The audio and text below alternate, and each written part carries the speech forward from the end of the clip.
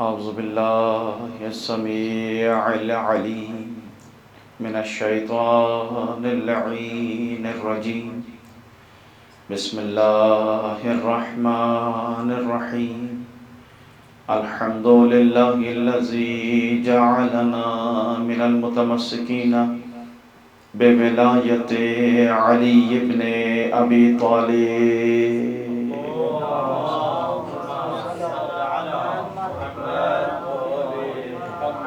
ثم الصلاة والسلام على أشرف الأنبياء والمرسلين خاتم النبيين. أما بعد فقد قال الله المنان في كتابه التبيان يريدون أن يطفئوا نور الله بأفواههم ويأبى الله إلا أن يتم نوره ولو كره الكافرون. صلوا على سيدنا محمد وآل محمد.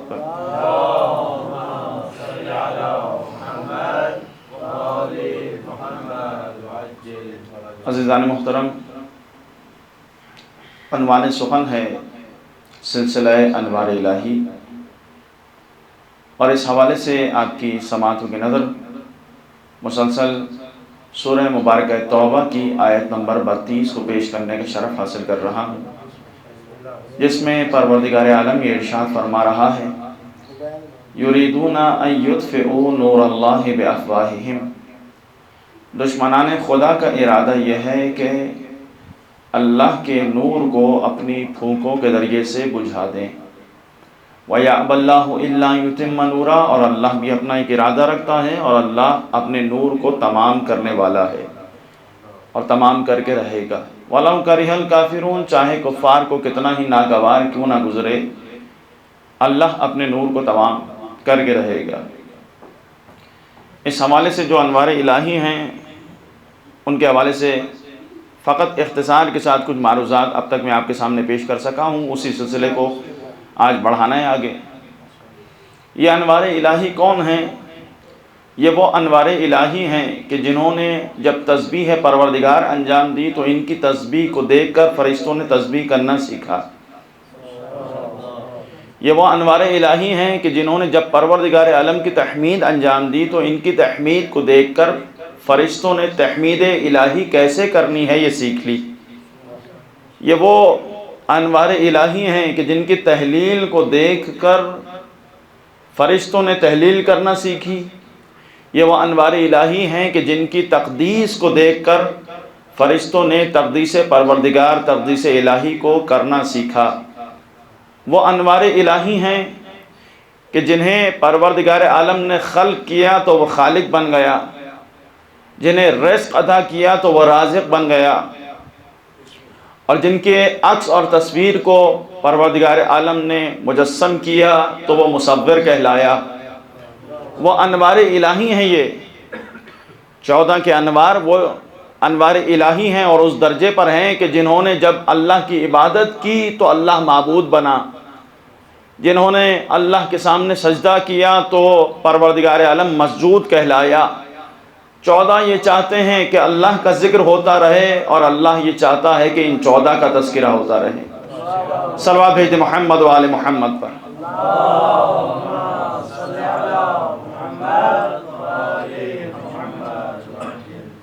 تو یہ محمد و آل محمد انوار الہی ہیں، اس سلسلے کی کڑی ہیں کہ کائنات میں جو کچھ ہے ان کے صدقے میں ہے اور فخر انبیاء ہیں. اس روایت کو دیکھیے گا. ایک یہودی نبی کریم کی خدمت میں آیا اور خدمت میں آنے کے بعد نگاہیں نبی کریم پر متمرکز کی اور ایک غصے کی کیفیت میں، جلال کی کیفیت میں رسول اللہ کو دیکھنے لگا. ہے کون؟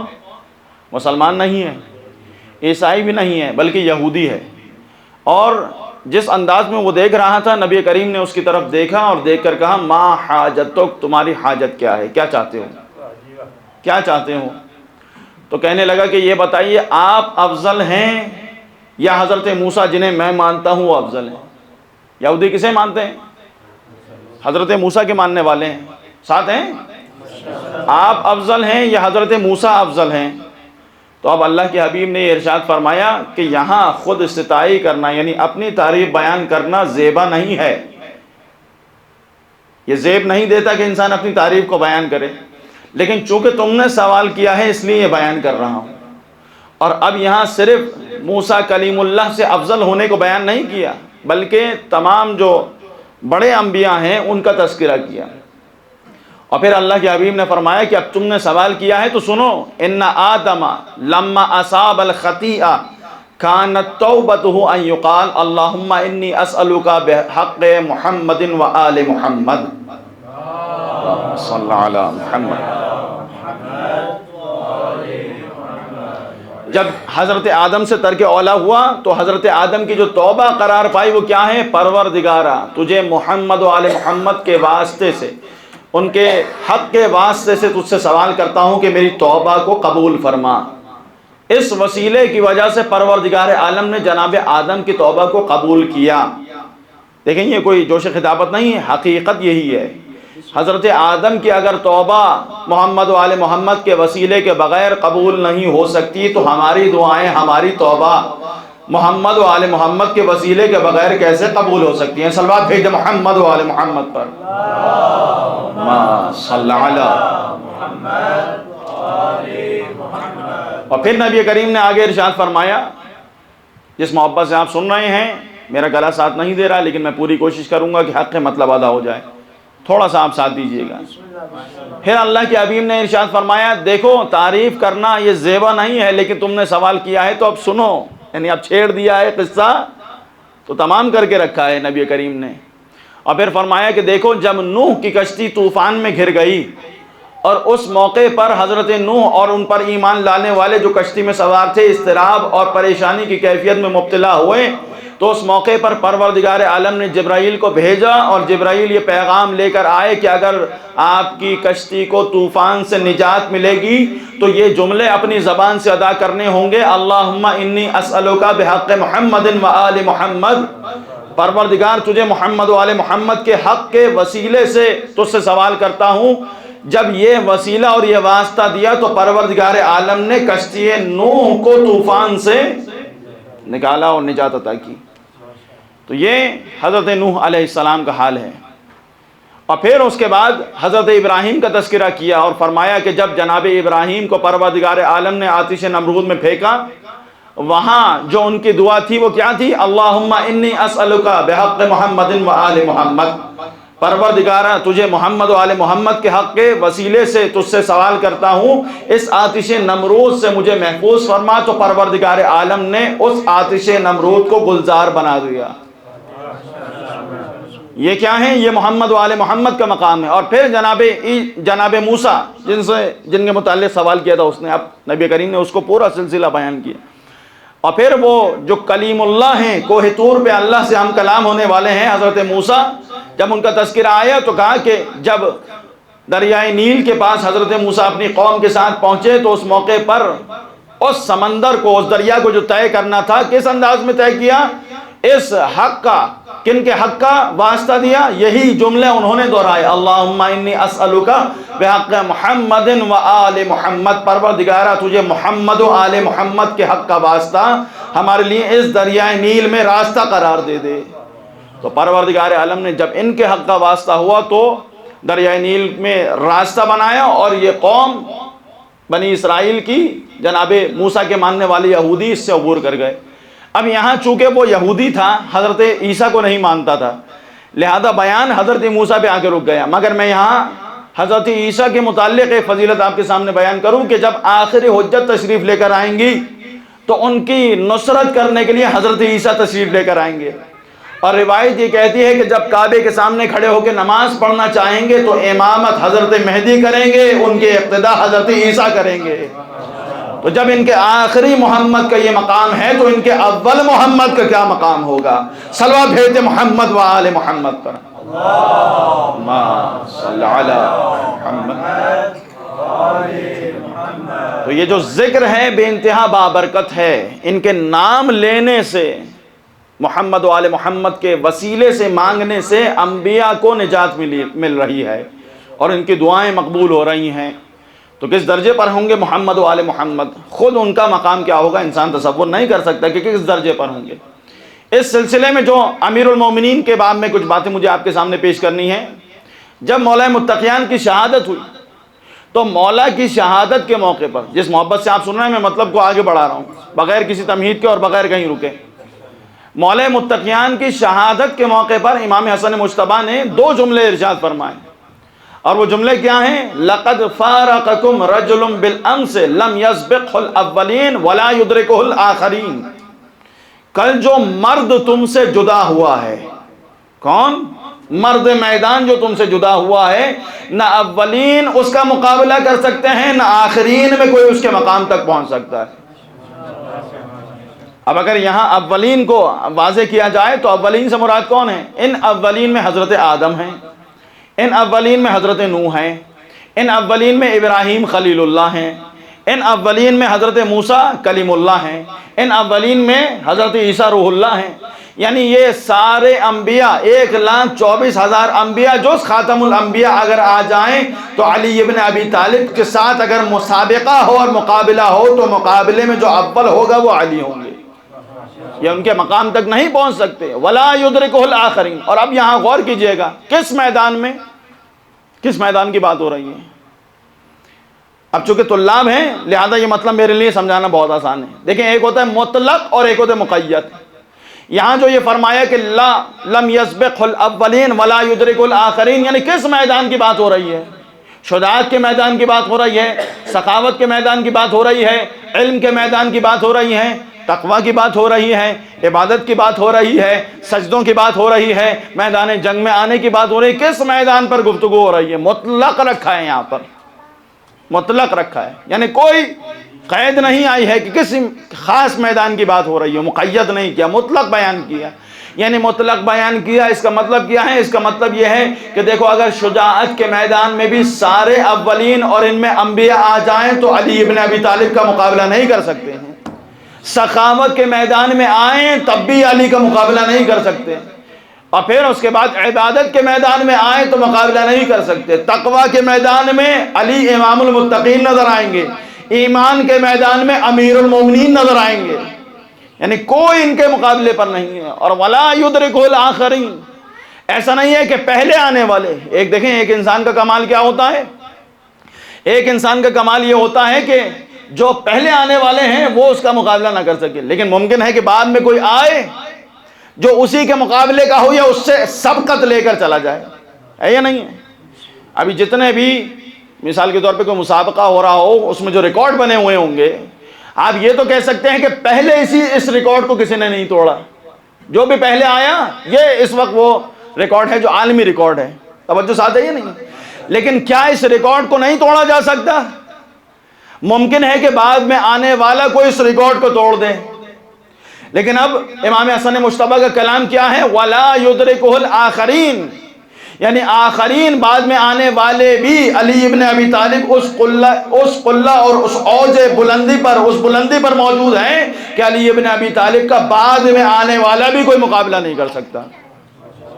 اور اب اگر میں یہاں صرف میدان علم کی بات کروں تو میدان علم کے متعلق کیا ہے؟ انا مدینۃ العلم وعلی بابھا، یعنی بعد میں آنے والے بھی علی کے علم سے فیض حاصل کر رہے ہوں گے، اور ان کے در پر آئیں گے تو انہیں علم پروردگار عالم عطا کرے گا۔ ایک صلوات بھیج دیں محمد و آل محمد پر،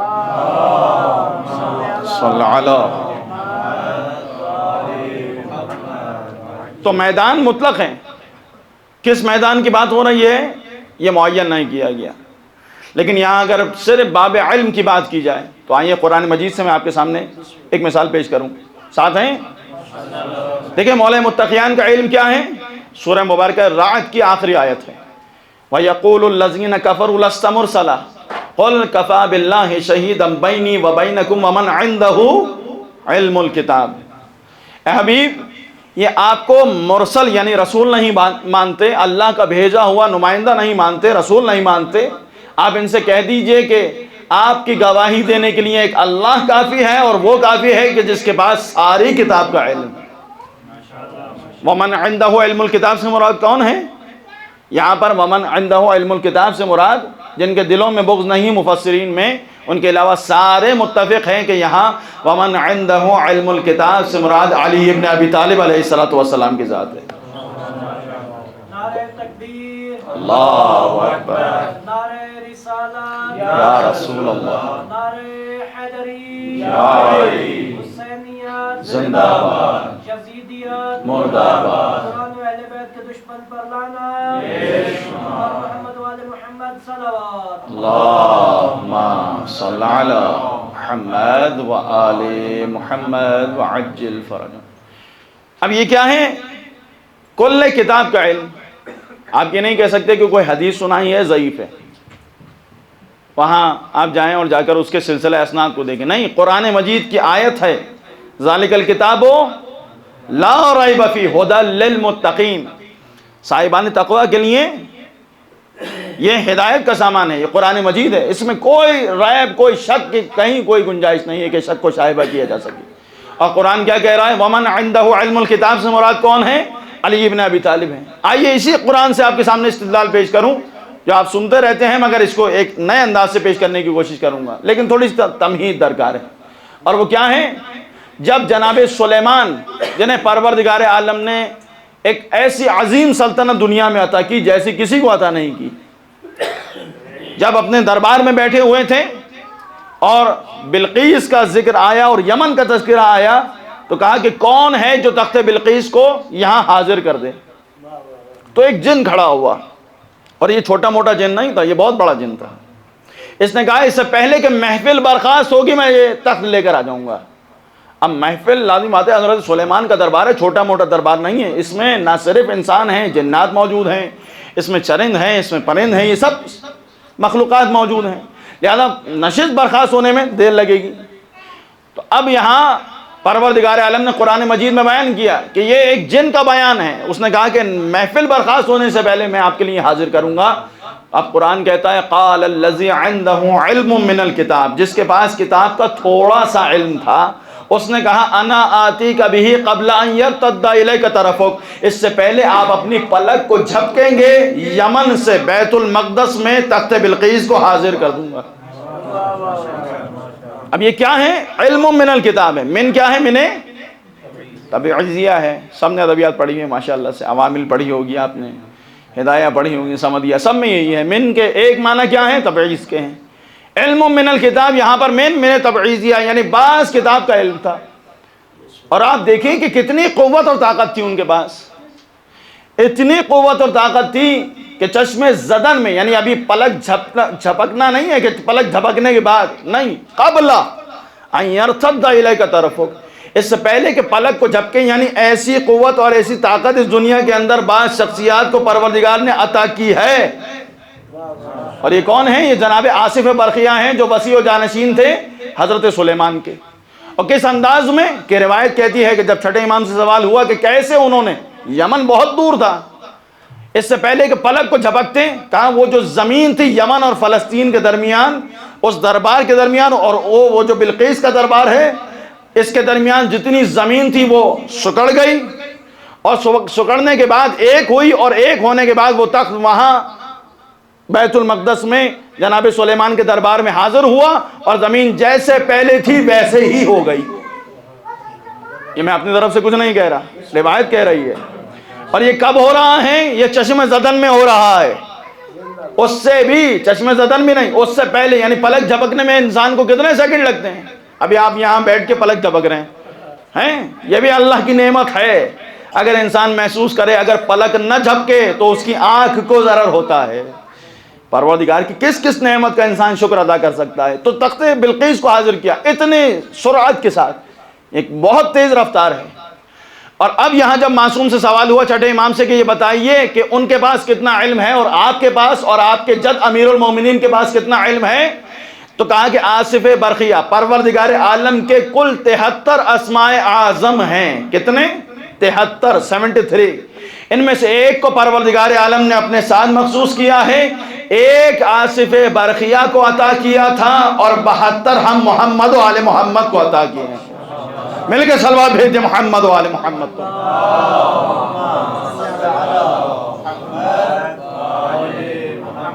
کتنے عطا کیے ہیں؟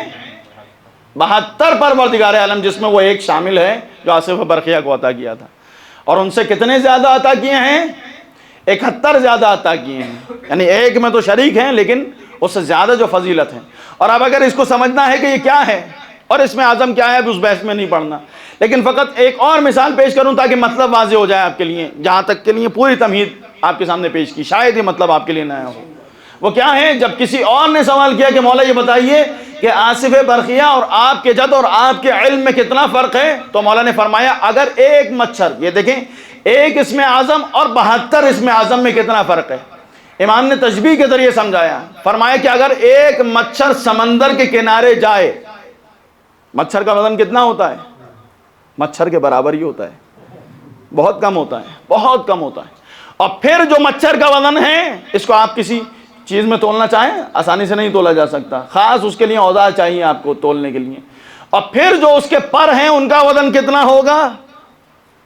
بہت معمولی ہے، بہت معمولی ہے۔ امام تشبیہ دے رہے ہیں اور امام فرما رہے ہیں دیکھو آصف برقیہ کے علم کو اگر سمجھنا ہے تو ایسے سمجھو کہ اگر ایک مچھر سمندر کے کنارے آئے اور اپنے بالوں پر کو سمندر کے پانی سے مس کرے تاکہ کچھ پانی اپنے پروں پر اٹھا سکے، تو جتنا پانی وہ اٹھا سکتا ہے یہ آصف برقیہ کا علم ہے، اور یہ سارا سمندر محمد و آل محمد ہمارا علم ہے۔ مل کے صلوات بھیج دے محمد و آل محمد پر۔ محمد و آل، یعنی کتنا ہے، کوئی مقابلہ نہیں ہے۔ مچھر کتنا پانی اٹھا سکتا ہے؟ بہت کم۔ پر اتنے کم ہلکے ہیں، جب پر اتنے کمزور ہوں گے تو کتنا پانی اٹھا سکے گا؟ لیکن ہمیں فخر کرنا چاہیے کہ ہمیں پروردگار عالم نے محمد و آل محمد سے متمسک کیا ہے، ہمیں امیر المومنین کا چاہنے والا بنایا ہے۔ اور اب دیکھیں چونکہ طلاب ہیں اور نوجوان ہیں اور مجھ سے کہا ہے کہ کچھ ایسے مطالب بیان کریں کہ جو فضائل کے علاوہ بھی مولا امیر المومنین کی سیرت سے ہم لے سکیں۔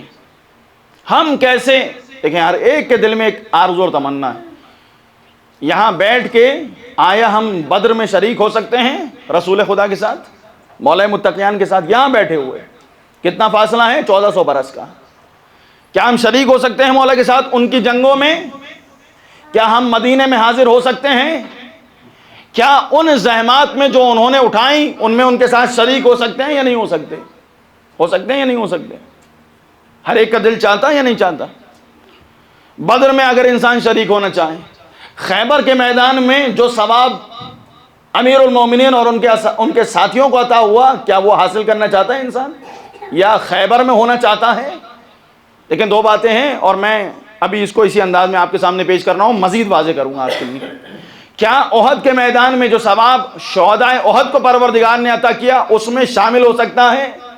کیا صفین کے میدان میں، جمل کے میدان میں، نہروان کے میدان میں، کیا وہ اجر و ثواب انسان کو مل سکتا ہے یا نہیں مل سکتا؟ آئیے اس مطلب کو دیکھیں نہج البلاغہ کے۔ جب جنگ جمل ہوئی اور جنگ جمل میں مولا متقیان کو کامیابی حاصل ہوئی، کون سی جنگ ہے؟ گھبرا تو نہیں رہے؟ کون سی جنگ ہے؟ جنگ جمل، اونٹ والی جنگ ہے۔ اس کا حال بیان نہیں کرنا مجھے آپ کے سامنے، آپ مجھ سے بہتر جانتے ہیں۔ جتنی تفصیل میں آپ کے سامنے پیش کروں گا اس سے شاید آپ کے پاس زیادہ تفصیلات ہوں۔ جنگ جمل میں جب امیر المومنین کو کامیابی پروردگار عالم نے عطا کی، تو جو اصحاب امیر المومنین تھے، توجہ کیجئے گا، مطلب کو ضائع نہیں کیجئے گا، اصحاب امیر المومنین نے جو جشن کی کیفیت ہے، لازم بات ہے جب اگر انسان جنگ میں جیت جائے تو ایک خوشی کی کیفیت ہوتی ہے، ایک سرور کی کیفیت ہوتی ہے، ایک فتح و کامیابی اور کامرانی کی کیفیت ہوتی ہے جو انسان کے اوپر طاری ہوتی ہے اور خوش ہوتا ہے، اور ایک جشن کی کیفیت ہے، امیر المومنین کے ساتھ ان کے اصحاب موجود ہیں۔ ایسے میں نہج البلاغہ کا ابتدائی خطبات میں سے ایک ہے من کلام لہو، مولا کے کلام میں سے ایک ہے، خطبہ نہیں ہے یہ، مولا کا کلام ہے۔ یہاں مولا کی خدمت میں ایک صحابی آیا اور آگے کہنے لگا کاش میرا بھائی بھی ہمارے ساتھ ہوتا تو جو مقام اور جو خوشی ہمیں اس وقت حاصل ہو رہی ہے کاش اس میں وہ بھی شامل ہو جاتا۔ اب یہاں مولا متقیان نے جب اس محبت کو دیکھا کہ بھائی سے، چونکہ اس کے کچھ مشکلات تھی، کچھ موانع تھے جس کی وجہ سے وہ جنگ میں نہیں آ سکا، کچھ مشکلات تھی جو جسے آپ عذر شرعی کہتے ہیں، یعنی آنا چاہتا تھا لیکن کچھ مشکلات تھے، نہیں آ سکا۔ اب وہ کیا ہیں اس سے بحث نہیں ہے، لیکن نہیں آ سکا۔ اب یہاں مولا متقیان نے کہا کہ احوا اخی کا معنا، کیا تمہارے بھائی کا دل ہمارے ساتھ ہے؟ دل ہمارے ساتھ ہے، یعنی کہنے کا مقصد کیا ہے؟ یعنی کیا ہم مجھ پر ایمان رکھتا ہے؟ اور اگر ان دونوں لشکروں میں یہ آمنے سامنے ہو تو یہ کس کے ساتھ ہوتا؟ دل ہمارے ساتھ ہے یعنی ہمارے ساتھ ہوتا. توجہ ہے یا نہیں ہے؟ یعنی عمل کے میدان میں بھی اس کی خواہش یہ ہوتی کہ مولا کے ساتھ ہوتا. جیسے ہم سب کی ایک خواہش ہے کہ اگر ہم ہوتے تو مولا کے ساتھ ہوتے یا نہیں ہوتے. کربلا میں کس کا ساتھ دیتے ہیں؟ یا لیتنی کنت معکم فافوز فوزا عظیما. اے کاش ہم کربلا میں آپ کے ساتھ ہوتے تو وہ کامیابی جو پروردگار عالم نے آپ کو اور آپ کے اصحاب کو عطا کی ہے وہ ہمیں بھی نصیب ہو جاتی. یہی ہے یا نہیں ہے؟ ہر ایک کے دل کی آرزو یہی ہے، یا لیتنی کنت معکم فافوز فوزا عظیما. تو یہی جملہ آپ دیکھیں کہ مولا نے کیا سوال کیا، کیا تمہارے بھائی کا دل ہمارے ساتھ ہے؟ یعنی اگر وہ ہوتا تو ہمارے ساتھ ہوتا؟ تو کہنے لگا نعم. تو اب یہاں مولا متقیان نے ایک جملہ ارشاد فرمایا اور تاریخی جملہ ہے مولا کا. مولا نے فرمایا نہ صرف تمہارا بھائی ہمارے ساتھ اس جنگ میں شریک ہے بلکہ میں ایسی قوم کو جانتا ہوں جو اپنے باپ کے سلم میں ہے، اپنی ماں کے رحم کے اندر موجود ہیں. انہیں زمانے نے پیچھے چھوڑا ہے مگر جب وہ آئیں گے تو ایمان کو قوت عطا کرنے والے ہوں گے. مل کے صلوات بھیجیں محمد و آل محمد.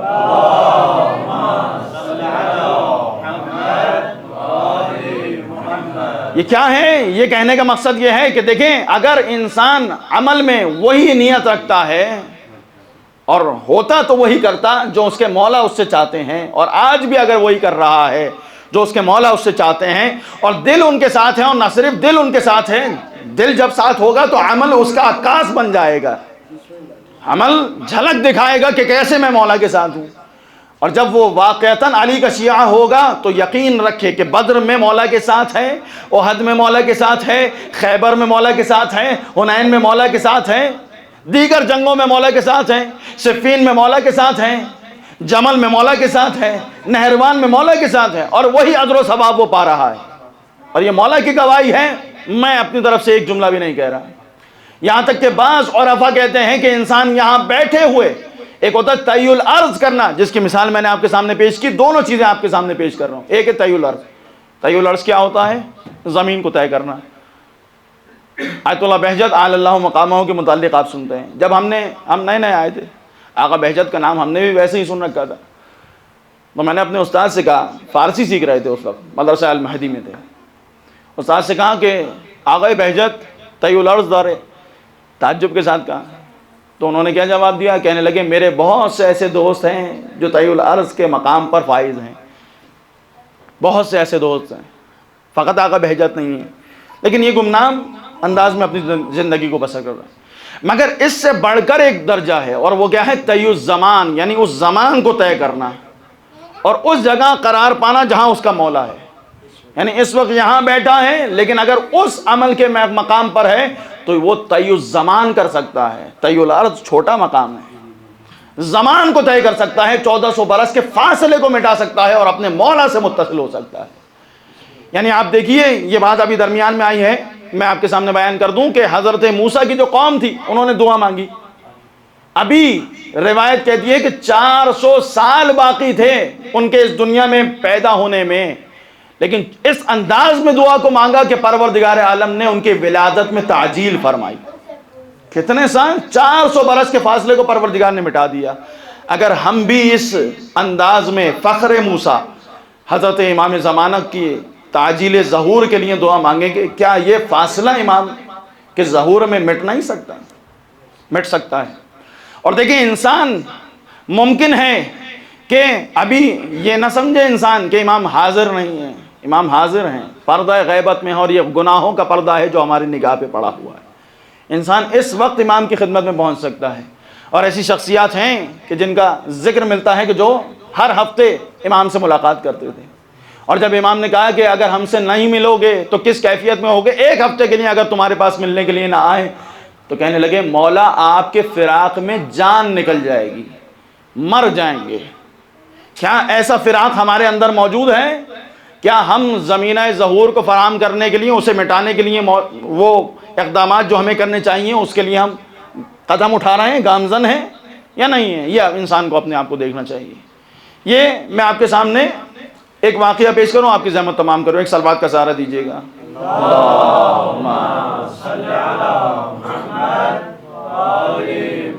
دامن وقت میں گنجائش نہیں ہے، میں اختصار کے ساتھ پیش کروں گا. مستند کتاب کے اندر یہ واقعہ ہے. ایک شخص ایک عالم دین کے یہاں مہمان ہوئے ہیں، صاحب کشف الغمہ. اب میرے ذہن میں ان کا نام نہیں آ رہا، لیکن کتاب کا نام میں آپ کے سامنے پیش کر رہا ہوں. کہتے ہیں کہ میں جوان تھا، والد عالم دین، وہ خود بھی عالم دین اور صاحب کتاب کشف الغمہ ہے. کہتے ہیں کہ ایک شخص آیا گھر پہ. مہمان آتے ہیں، مسافر ملنے کے لیے آتے ہیں، اور بیٹھا ہوا تھا، میں بھی ساتھ تھا، والد گرامی بھی تھے. کہ ایسے میں جو اس کے سر پہ عمامہ تھا، وہ سر سے جیسے اسے اونگ آئی، نیند آنے لگی. مولانا کی باتیں سن کے تو نیند آنے لگتی ہے. تو جیسے ہی اسے اونگ آئی، اس کے سر پر سے عمامہ گرا. اور جیسے ہی عمامہ گرا، توجہ کیجئے گا، مطلب کو ضائع نہیں کیجئے گا، اگر اس راستے پر ہیں تو انسان یہ نہ سمجھے کہ فاصلہ ہے، فاصلہ نہیں، فاصلہ مٹ جاتا ہے انسان کا. جیسے ہی اونگ آئی، سر پہ سے سر جھکا، عمامہ گرا، اور جیسے ہی عمامہ گرا تو ہم نے دیکھا، کہتا ہے میں نے بھی دیکھا، والد نے بھی دیکھا کہ سر پر ایک شدید ضربت کا نشان ہے جو لگی ہوئی ہے. سر پہ ضربت کا نشان ہے، جیسے تلوار سے 2 ٹکڑے کر دیے گئے ہوں سر کو اور پھر جوڑا گیا ہو، ایسا شدید نشان سر کے اوپر ہے. اب جیسے ہی وہ اٹھا، اس نے فوراً سے عمامہ سر پہ رکھا، لیکن ہم نے اس کے سر کو دیکھ لیا تھا. تو ہم نے یہ سوال کیا کہ یہ بتاؤ کہ یہ جو تمہارے سر پہ ضربت لگی ہے کہاں لگی ہے، کہاں جھگڑا ہو گیا بھائی، ہمیں بھی تو پتہ چلے. تو وہ کہتا ہے یہ جو سر پہ ضربت لگی ہے اس صفین کے میدان میں لگی ہے. کہاں لگی ہے؟ صفین کے میدان میں. اب یہ حیران ہو کے کہتے ہیں کہ صفین سے تو چند 100 سال کا فاصلہ ہے، تو یہ تم کہہ رہے ہو کہ صفین کے میدان میں، یا تو تم اس زمانے میں تھے یا نہیں، تم اسی زمانے کے ہو. کون ہو تم؟ انسان ہو یا انسان نہیں ہو؟ کس صورت میں ہو تم؟ توجہ ہے یا نہیں ہے؟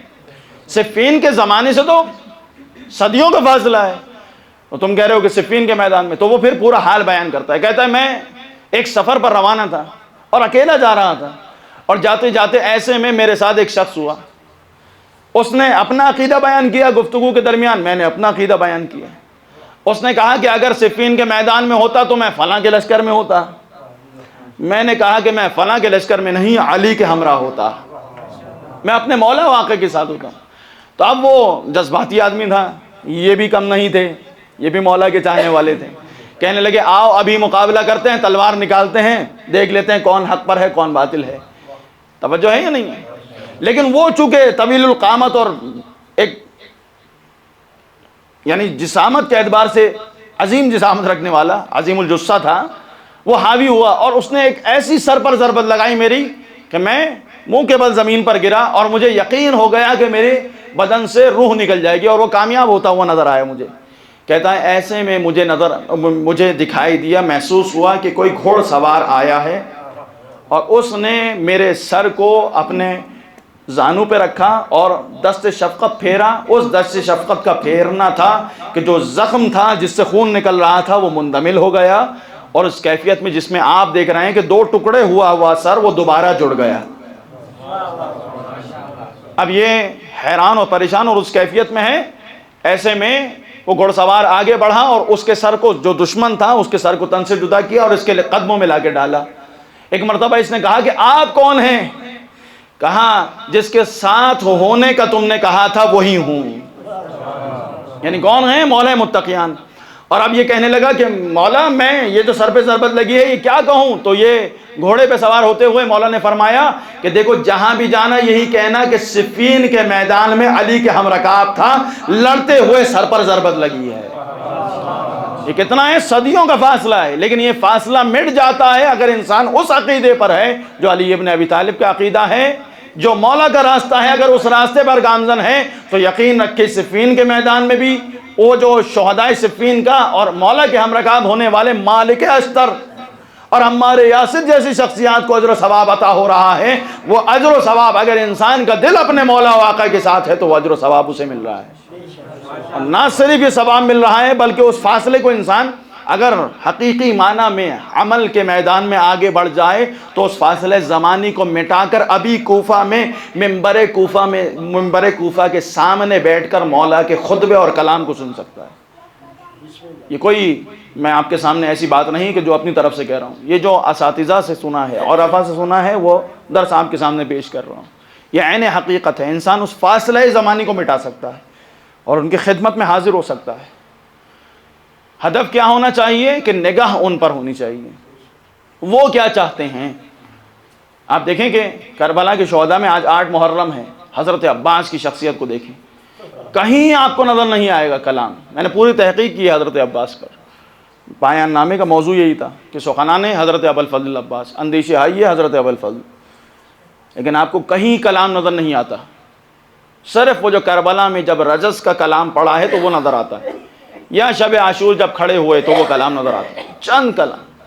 کہیں اتنے مشورہ دینے والے ہیں ابن عباس نے، میں نے آپ کے سامنے ذکر کیا تھا 2 محرم کو کہ مشورہ دینے والے تھے اور لوگوں نے مولا کو مشورہ دیا، لیکن کہیں آپ کو نظر آیا کہ حضرت عباس نے مشورہ دیا ہے؟ کہیں آپ کو نظر آتا ہے کہ جناب زینب نے مشورہ دیا کہ بھائی آنا چاہیے؟ یہ وہ شخصیات ہیں جنہوں نے اپنے آپ کو، اپنے ارادے کو ضم کر دیا ہے مولا کے ارادے میں، کہ جو مولا کا ارادہ ہے بس وہی ہمارا ارادہ ہے. اور کس انداز میں محبت ہے حضرت عباس کی کہ جب بھی وفا کا نام آتا ہے تو بے ساختہ زبان پہ عباس کا نام آتا ہے. کیسی وفاداری ہے، اور یہ وفاداری ملی کہاں ہے؟ یہ مادر گرامی سے، جناب ام البنین سلام اللہ علیہا سے میراث میں ملی ہے، کہ جب گھر میں آئیں پہلی دفعہ تو حسن و حسین کے حجرے میں آ کر کہا کہ دیکھو شہزادی بن کر نہیں آئی ہوں، کنیز بن کے آئی ہوں. آپ کی آوازیں بلند ہو گئیں. کیسی محبت ہے جناب ام البنین کو، اور وہ جو درس وفا ہے کیسا دیا ہے کہ جب جناب عباس کی ولادت ہوئی اور جناب عباس کو سمجھاتی ہیں، اپنے سامنے بیٹھ کر درس دے رہی ہیں، اس انداز میں کہتی ہیں کہ دیکھو رشتے کے اعتبار سے بھائی ہو، لیکن کبھی جسارت نہیں کرنا کہ بھائی کہہ دو حسن و حسین کو، بلکہ ہمیشہ آقا اور مولا کہہ کر پکارنا. اجرکم اللہ. اور دیکھو یہ زینب و ام کلثوم بہنیں نہیں ہیں، انہیں ہمیشہ شہزادی کہہ کر پکارنا. ایک مرتبہ جب سوال کیا تو زبان حال میں آپ کے سامنے پڑھ رہا ہوں کہ کیا وجہ ہے، فرمایا تم ام البنین کے بیٹے ہو، یہ فاطمہ زہرا کے بچے ہیں. اور آپ دیکھیں کہ یہی انداز نظر آتا ہے، کہیں بھائی نہیں کہا بلکہ ہمیشہ مولا واقع کہتے ہوئے نظر آتے ہیں، ہمیشہ مولا واقع کہتے ہوئے نظر آتے ہیں. کیسی محبت ہے جناب ام البنین کو. جب یہ لٹا ہوا کاروان مدینے واپس آیا تو جناب عباس کی شہادت ہو چکی ہے، کربلا کے وہ تمام حادثات، بشیر منادی ندا دے رہا ہے آؤ آل محمد کا لٹا ہوا کاروان آیا ہے، ان کا استقبال کرو، مدینے والوں استقبال کرو. اجرکم اللہ، اجرکم اللہ. ایسے میں شہزادی ام البنین سلام اللہ علیہا آگے بڑھی. بشیر پہچان گیا کہ بی بی ہیں. ایک مرتبہ حال بیان کرنا شروع کیا کہ آپ کے 4 بیٹے ہیں، 3 بیٹے شہید ہو گئے. کہا نہیں، یہ بتاؤ میرے لال حسین کی کیا خبر لے کر آئے، میرے بیٹے حسین کی کیا خبر ہے؟ کہا آپ کا بیٹا عباس کربلا کے میدان میں دونوں شانے کٹا کے، بازو کٹا کے سو گیا. کہا جو کچھ آسمان اور زیر آسمان ہے وہ سب کا سب میرے بیٹے حسین پر قربان ہو جائے، مجھے عباس کی خبر نہ دو، حسین کا بتاؤ. اجرکم اللہ. یہ وفا کا درس ہے جو جناب عباس نے حاصل کیا، اور کبھی مولا واقع نہیں کہا. اس لیے جب امام حسین علیہ السلام نے گریہ کیا ہے کربلا کے میدان میں تو بہت معدود شخصیات ہیں جن پر بلند آواز سے گریہ کیا ہے. شاعر کہتا ہے احق الناس ان یبکی علیہ فتن بکل حسین علیہ بکربلا. اس جوان پر گریہ کرنا سب سے زیادہ سزاوار ہے جس پر خود امام حسین نے کربلا کے میدان میں گریہ کیا ہے. اور بعض علماء کرام اب یہ بیان کرتے ہیں اور کہتے ہیں کہ جب بھی حضرت عباس کا ذکر آتا ہے تو امام زمانہ کی نگاہ اس مجلس کی طرف ہوتی ہے جہاں حضرت عباس کا تذکرہ ہوتا ہے. اجرکم اللہ، اجرکم اللہ. مولا کوئی غم نہ دے سوائے غم جناب عباس کی. جانتے ہیں جب عاشور کا دن آیا تو سب قربانیاں پیش کر رہے ہیں، جناب عباس بار بار آتے ہیں مگر اجازت نہیں ملتی. ایک وہ موقع آتا ہے جب آ کر سوال کرتے ہیں اے مولا و آقا مجھے اجازت مرحمت فرمائیے، مگر اس موقع پر مولا کہتے ہیں تم میرے فوج کے علم بردار ہو، تم میرے فوج کے سپہ سالار ہو، میں تمہیں کیسے اجازت دے دوں. اس موقع پر جناب عباس فنظر یمینا و شمالا، دائیں جانب دیکھتے ہیں پھر بائیں جانب دیکھتے ہیں اور کہتے ہیں آقا وہ لشکر کہاں ہے جس کا میں علم بردار ہوں. ہاں اجازت ملتی ہے مگر صرف پانی لانے کی اجازت ملتی ہے. سکینہ کے لیے پانی کا بندوبست ہو جائے، ننھے علی اصغر کے لیے لیے پانی کا بندوبست ہو جائے۔ وہ بچے جو العطش کی صدائیں بلند کر رہے ہیں، میدان میں آتے ہیں، بڑھ بڑھ کر حملے کرتے ہیں، ساری فوج کو متفرق کر دیتے ہیں، اور وہ جو 4000 تیر انداز فرات کی نہر پر تیر لے کر کھڑے ہیں کہ کوئی پانی نہ لے کے جا سکے۔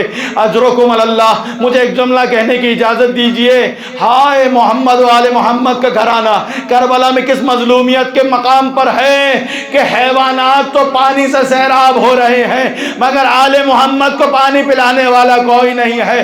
ایسے میں جناب عباس نے ان 4000 تیر انداز کے پہرے کو توڑا، فرات پہ قبضہ کیا، مگر فرات پہ قبضہ کرنے کے بعد وہ وفاداری دکھائی کہ جس کی وجہ سے وفا خاص ہو گئی حضرت عباس کے ساتھ۔ ایک مرتبہ چلوں میں پانی لیا مگر پانی کو پیا نہیں، پانی کو پانی پر دے مارا اور یہ کہتے ہوئے پلٹے، ہائے میں کیسے پانی پی لوں، میرا مولا و آقا پیاسا ہے، میں کیسے پانی پی لوں، ارے ننھی سکینہ پیاسی ہے، علی اصغر پیاسے ہیں، حسین کے بچے پیاسے ہیں، میرا آقا و مولا پیاسا ہے۔ اور اب وہ راستہ اختیار کیا جو نزدیک ترین راستہ تھا، نخل موجود تھے، کھجور کے طرف موجود تھے، کوئی عباس کا سامنے سے مقابلہ نہیں کر سکتا تھا۔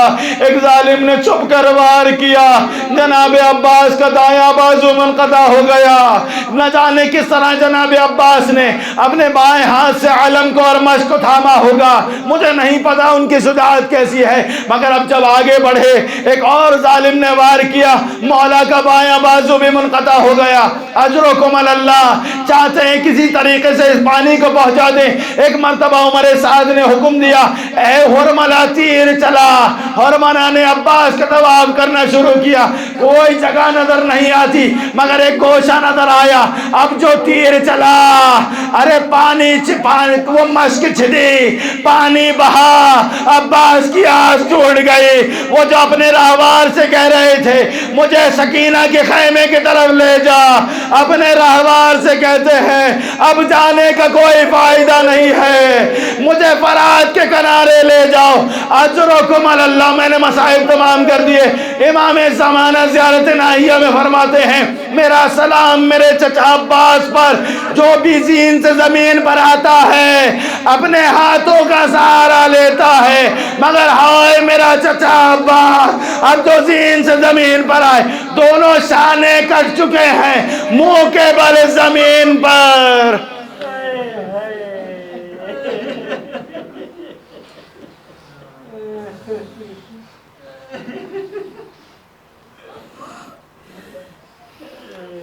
الا لعنت اللہ علی القوم الظالمین وسيعلم الذین ظلموا ايا منقلب ينقلبون۔ بار الہ ذکر کو اپنی بارگاہ میں شرف قبولیت عنایت فرما۔ کوئی غم نہ دے سوائے غم حسین کے، کوئی غم نہ دے سوائے غم باب الحبائی حضرت عباس کے۔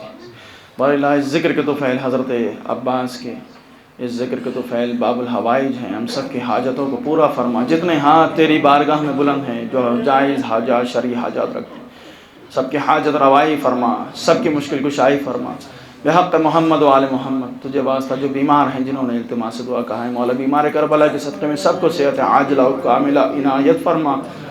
حجت آخر کے قلب مطہر کو اس ذکر کے تو فعل ہم سب سے قبول فرما۔ مولا کے قلب مطہر کو ہم سے راضی فرما۔ مولا کی نگاہ خاص اس ذکر کے تو فعل ہم سب کی جانب مبذول فرما۔ بحق محمد و آل محمد مولا کو اذن ظہور عنایت فرما، ہم سب کو مولا کے اعوان و انصار میں قرار فرما۔ ربنا تقبل منا انک انت السمیع الدعاء برحمتک یا ارحم الراحمین۔